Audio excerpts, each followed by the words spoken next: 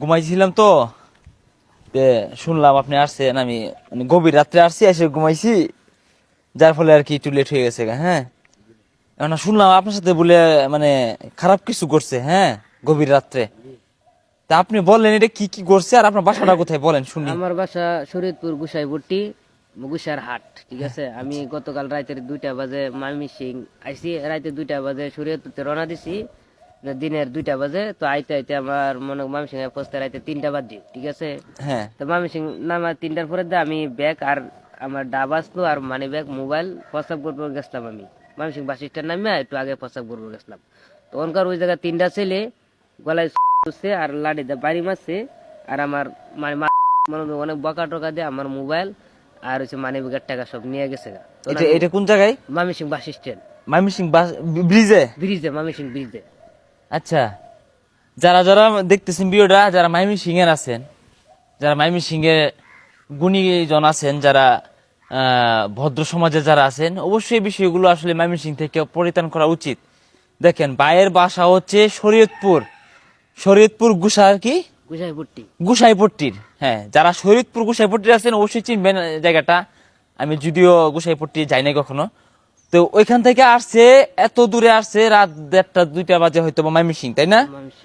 তো ওইখানে ভাইয়ের কাছে কিছু টাকা ছিল, বাসায় যাওয়ার যে ভাড়া টাড়া ছিল, অন্য ভাইয়ের সাথে কন্ট্যাক্ট করে আসছে, তার কাছে যাইতো, কিছু খাবার টাবার নিয়ে আসছিল বাড়ি থেকে, হয়তোবা ভাইয়ের মায়ে মনে দিছিল, হয়তোবা ওই ডাব একটু চিরামুড়ি নাকি কি জানি বললো ভাই। তো যাই হোক, এগুলো সব ছিনতাই করে নিছে। একটা মোবাইল ছিল, ওইটা ছিনতাই করে নিয়ে নিছে। যে ওইখান থেকে যে মানে বাড়ি কিংবা যার কাছে আসছিল তার সাথে যোগাযোগ করব, এই সুযোগটা তার নাই।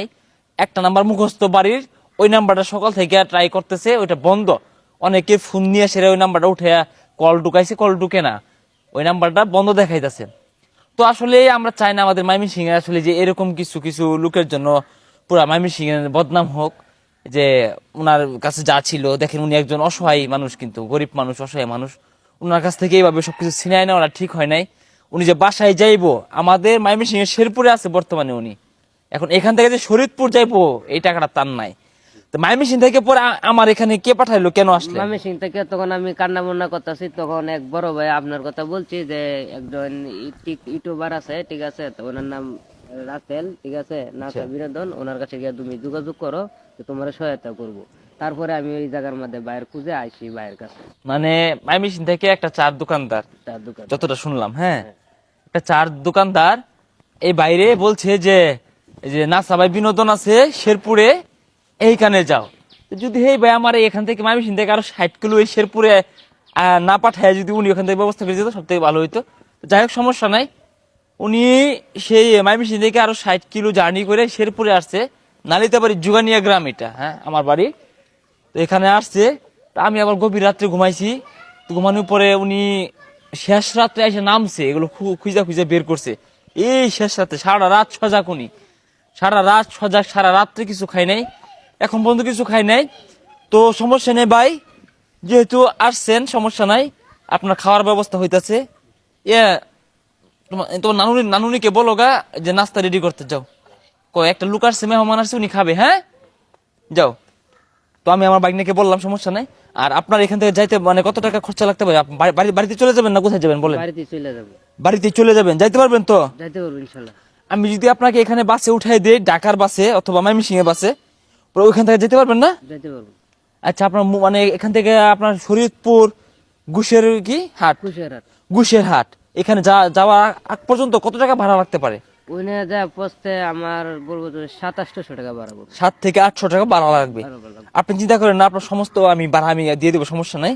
এটা এটা আমি আবার আপনাকে মানে আপনাদের ভিডিওতে দেখাইতেছি না যে উনারে ভাড়া দিব, ওটাকে আমি দিব পরে দিব, যখন গাড়ি উঠাই দিব তখন দিব। কিন্তু আবার ওই ময়মনসিং এর লোক বললে দিছে যে ভাইয়ের মন খুবই ভালো, অনেক অনেক হেল্প করবো, তুমি যাও। তারপর না পারে ভাইয়ের কাছে, ভাই আসলে ওরা ফ্যামিলিটা খুব ভালো, ভাইও অনেক ডাক দেওয়ার সাথে সাথে ঘুমেতে উঠছে, রাত্রে কাজ টাজ করার পরে যাও। ওনার মা বাবা খুবই ভালো, ইনশাল্লাহ ভাই আমার সব চিন্তা করতেছে। সমস্যা নাই, ওইটা ইয়ে না। তবে যাই হোক, আপনি যেহেতু ইয়ে করছেন, আপনি আগে নাস্তা খান, সকালে খাবার খায়া পরে আমি আপনাকে গাড়িতে উঠাই দেবো, সমস্যা নেই, ঠিক আছে? আর ভাই যারা এই ময়মনসিংহ এর যারা আছেন, ময়মনসিংহ এর যারা পুলিশ প্রশাসন আছেন, ময়মনসিংহ এর যারা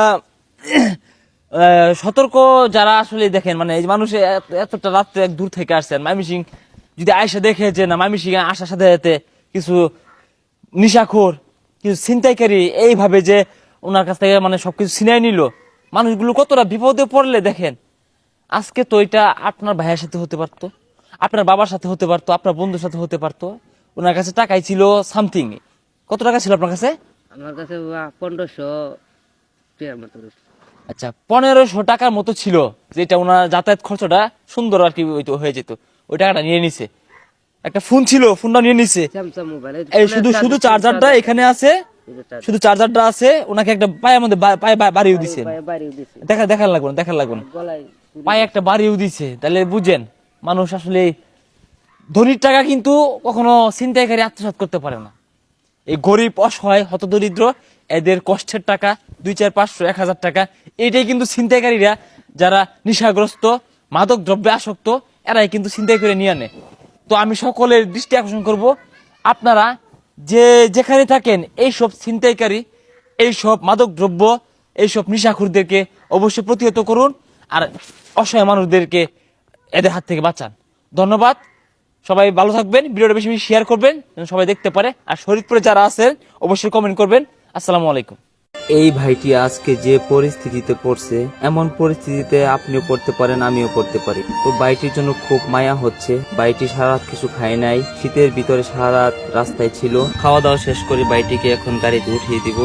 তো ভাইকে আমরা আমাদের ফোন নাম্বার দিয়ে দিলাম, বাসায় গিয়ে যেন আমাদেরকে ফোন দিয়ে জানাতে পারে। সবাই ভালো থাকবেন, সুস্থ থাকবেন, আল্লাহ হাফেজ।